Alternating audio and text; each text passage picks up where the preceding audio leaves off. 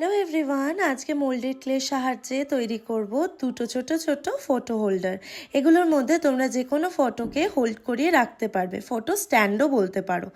এখানে moulded ক্লেকে mix করে নিয়ে ফটো ঢোকানোর একটা জায়গাকে ফাঁকা রেখে সামনের দিকে আমি একটুখানি ডিজাইন করেছি যাতে এই ফটো হোল্ডারটা দেখতে খুবই সুন্দর লাগে। তো এই ধরনের যে আইডিয়াগুলো সেগুলো এখন প্রিন্টারেস্টে অনেক আমি দেখেছি, তো আমি ভাবলাম দুটো তোমাদের সাথে শেয়ারই করা যাক। তো এই ভিডিওটা যদি তোমাদের ভালো লাগে তাহলে এরকম জাতীয় আরও ফটো হোল্ডার মেকিংয়ের ভিডিও আমি আপলোড করব।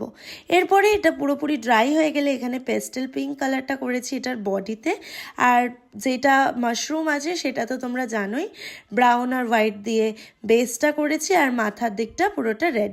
তো এরপরে কিন্তু কালারটা পুরোপুরি শুকিয়ে গেলে আমি এর উপরে ভার্নিশও অ্যাপ্লাই করে নেব। এখন আমি কিছুদিন যাবত একটা স্প্রে ভার্নিশ ইউজ করছি যেটা কিন্তু খুব ভালো কাজ করছে, আর শাইনটাও তোমরা নিজেরাই দেখতে পাবে এন্ডে। তোমরা জানিও তোমাদের এটা কেমন লাগলো। আমার কাছে ছবি ছিল না, তো আমি একটা ক্যারেক্টার ড্র করে নিয়েছি। ভিডিওটা ভালো লাগলে কিন্তু অবশ্যই আমার চ্যানেলটাকে সাবস্ক্রাইব করতে ভুলো না এরকম আরও ভিডিওর জন্য। টাটা।